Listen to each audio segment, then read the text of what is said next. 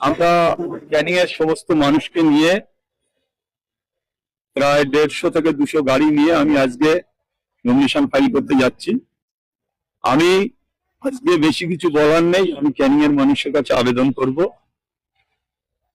যে ক্যানিং এর গণতন্ত্র ফিরিয়ে আনতে, ক্যানিং এর গণতন্ত্র বলে কিছু নেই, সেইটাকে ফিরিয়ে আনতে আজকে আমি নমিনেশন করতে যাচ্ছি। শপথ নেব যে ক্যানিং এর মানুষের শান্তি, ক্যানিং এর মানুষের সার্বিক উন্নয়ন, ক্যানিং এর পিছিয়ে পড়া মানুষদের পাশে দাঁড়ানো, তাদের আশীর্বাদ দেওয়া আমার নেয়া। সেই কারণে আজকে আমি নমিনেশন ফাইল করতে যাচ্ছি। সমস্ত ক্যানিংবাসীর কাছে আমার আবেদন থাকবে যে আপনারা আমাকে আশীর্বাদ করুন।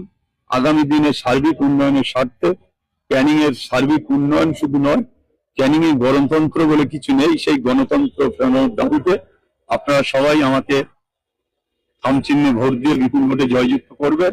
আজকে আমি ক্যানিং এ নমিনেশন ফাইল করতে, আমি চাইবো মানুষ সঠিকভাবে ভোট দিক, তারা তাদের নিজের ভোট নিজে দিক। যদি তাই করতে পারে তাহলে গণতন্ত্র ফিরলো, আর যদি ভোট না দিতে পারলো তাহলে গণতন্ত্র হরণ হলো, গণতন্ত্রকে শেষ করে দেওয়া হলো। তবে দীর্ঘদিন ধরেও ক্যানিং এ কোনো গণতন্ত্র নেই, কোনো ভোট হতো না। যার ভোট, একজনের ভোট আরেকজন মেনে নিত। আমি সেইটা চাইবো যে গণতন্ত্র পদ্ধতিতে ভোট হোক, গণতন্ত্র প্রয়োগ করুক, মানুষ নিজের স্বাধীনতা নিজে মাথা উঁচু করে তার স্বাধীনতা তিনি পালন করুন। কোন রকম শৃঙ্খলার হবে না। আমাদের ছেলেরা অত্যন্ত শান্ত।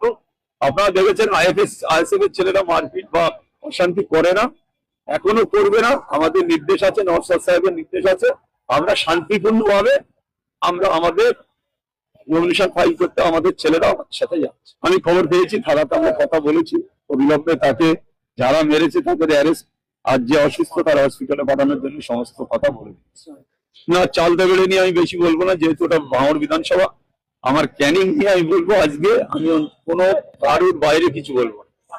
ক্যানিং এ আমি যাচ্ছি, আমি মানুষের আশীর্বাদ চাই, ক্যানিং এর মানুষের আশীর্বাদ দেওয়া চাই, আমি সেইটা নিয়েই বলবো।